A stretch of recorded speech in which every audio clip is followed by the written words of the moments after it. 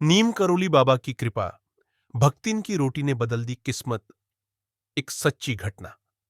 उत्तराखंड की शांत वादियों में बसे एक साधारण से घर में रहने वाली एक भक्त महिला का जीवन बदल गया, सिर्फ इसलिए क्योंकि उसने प्रेम और श्रद्धा से बाबा नियम करोली महाराज को रूखी सूखी रोटियां और सादी सब्जी अर्पित की।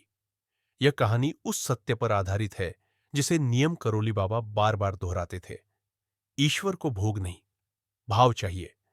प्रेम से दिया गया छोटा अर्पण करोड़ों के भोगों से अधिक मूल्यवान होता है। बात नैनीताल की है, जहां एक समय बाबा महाराज अपने भक्तों के साथ ठहरे हुए थे।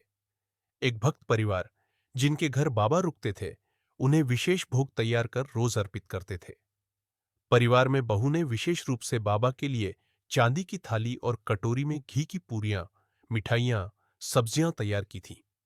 परंतु जैसे ही थाल तैयार हुआ, उसी समय एक गरीब महिला भी वहां पहुंची।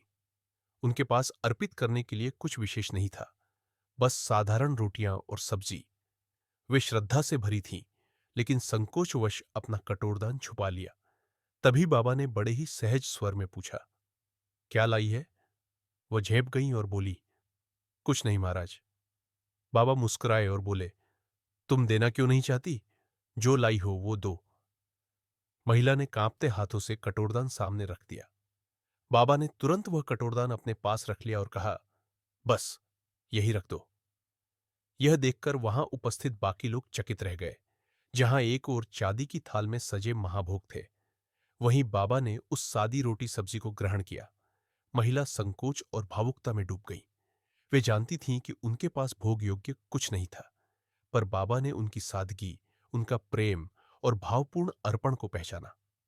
बाबा ने अपने थाल से कुछ दूर हटकर उनकी रोटी सब्जी लेना शुरू किया और कहा, मुझे यही प्रिय है। सबके सामने उनकी आंखें भर आईं।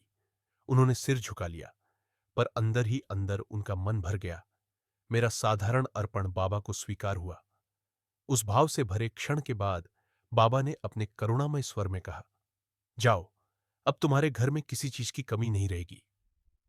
यह वाक्य केवल आशीर्वाद नहीं था, यह ईश्वर की स्वीकृति थी, जिसने प्रेम से, बिना दिखावे के बाबा को जो कुछ अर्पित किया, उसे बाबा ने न केवल ग्रहण किया, बल्कि पूरे प्रेम से स्वीकार कर अनंत कृपा दी।